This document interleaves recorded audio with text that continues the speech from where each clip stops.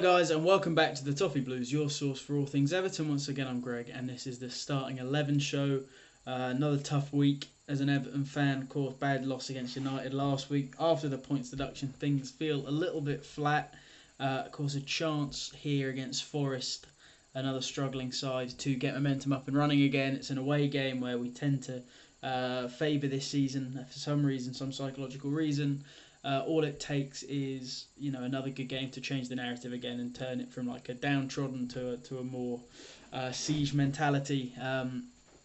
But really we need to sort of get back to those levels that we were pre-points deduction, because we weren't on it at all against United. A couple of big losses, and in terms of personnel we've still got quite a weakened team out. Onana remains out with his calf injury, which is a big shame. I think he was really missed in the midfield.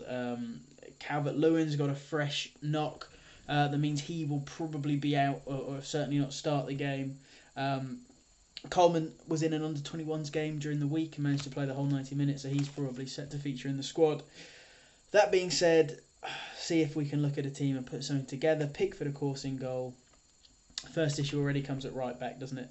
Because Young has had a nightmare in terms of penalties, red cards, own goals. Just about everything that you can do wrong as a fullback, he's done. He looked like he was going to get sent off as well for the majority of that match. I think he was probably lucky not to. So can we start him again, knowing that he's almost set up as a liability out there? It's not a question of should we, it's a question of do I think Dyche will.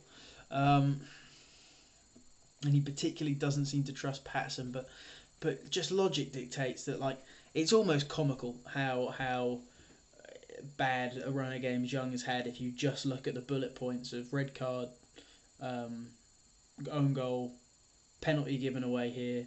It's hard to look at that as a manager and not give a young man like Patterson a chance. So I'm going to say Patterson, having already written Young down. Tarkowski, Branthwaite, Mikalenko in a decent run. United game, not his best. Then with Onana out, it probably looks like Garner and Idrissa Gana-Gueye, as per last week. Don't love that two in midfield, I must say. Something there about how quickly it moves through the midfield is a concern to me. Then Doucouré in front of them, of course. Back to the usual: Harrison on the right, McNeil on the left. It's pretty much the skeleton of the same team that was doing well, and it's important to remember we were doing well before the points deduction. We're not actually on 4 points, whatever we're on. Well, we are, but in terms of form and where we actually look as a team, we're not a relegation. We didn't look like relegation candidates but pre this, so just I've got to keep our heads on and remember that there is a skeleton of a good squad here.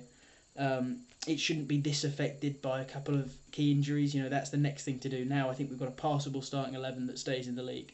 Now it's about building the team under that, the sort of undercoat that's like, DCL's injured, that's fine, Beto's there, or which we were sort of hoping we'd see more coming into this season. Beto's not had the best cameos.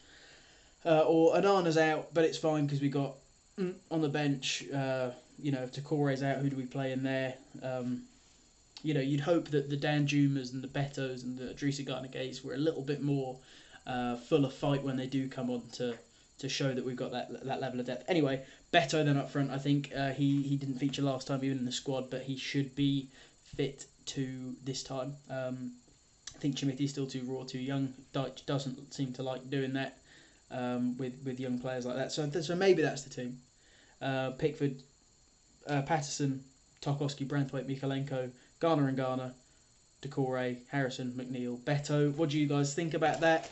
I think there's enough there. How do you feel psychologically as a fan, let alone those sort of players on the pitch?